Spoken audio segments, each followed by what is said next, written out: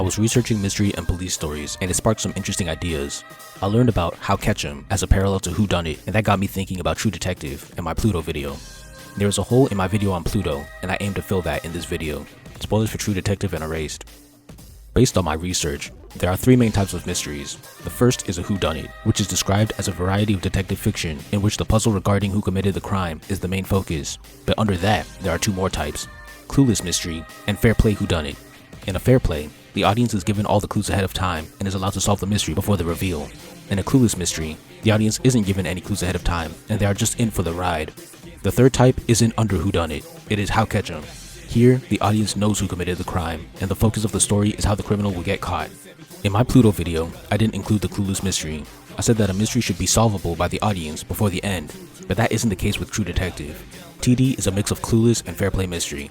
The mystery in the story involves the main duo finding a dead body, and then following a cycle of known associates to gather information from them. After they get enough information, they learn who the killer is. In this show, you can't really solve the mystery before the detectives because we are learning all the information at the same time or after the detectives. We are in for the ride, and that's what makes it mostly clueless. But the other hints like the green spaghetti monster and the shiny jaw were handed to us long before they became relevant, potentially allowing us to connect some dots before the detectives, though unlikely. That makes it partially fair play. In a fair play, I believe the entertainment comes from the reveal. The reveal should be an established character that makes sense based on the clues, but there should also be enough red herrings to distract from the true culprit. Being able to accurately guess the culprit based on the clues laid out is usually the mark of a good fair play. True Detective isn't like that. The final culprit is a character that appeared once before and had maybe 5 lines of dialogue.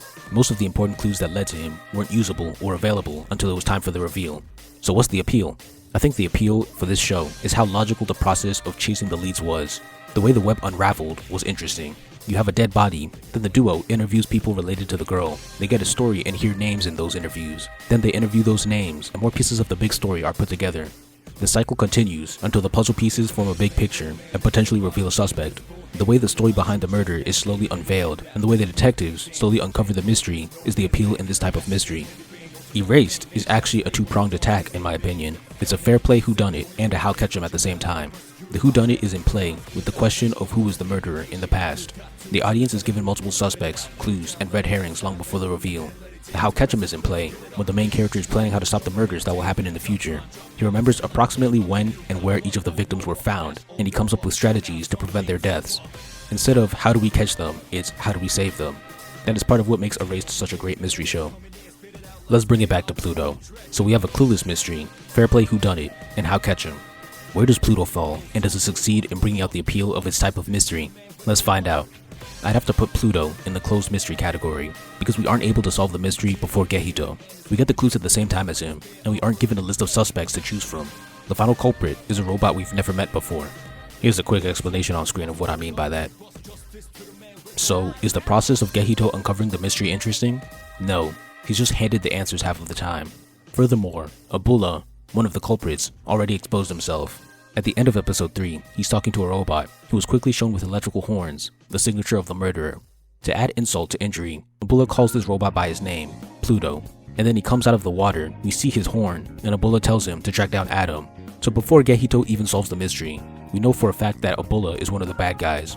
So is the mystery now a whocatchem?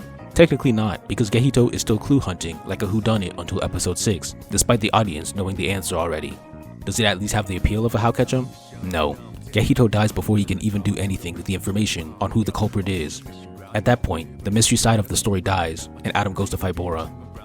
Trying to make sense of what type of mystery Pluto was hurt my head. It should not be this complicated. This could honestly be viewed as an accomplishment. In conclusion, Pluto didn't know what type of mystery it wanted to be, and that prevented it from drawing out the appeal of any of the mystery types.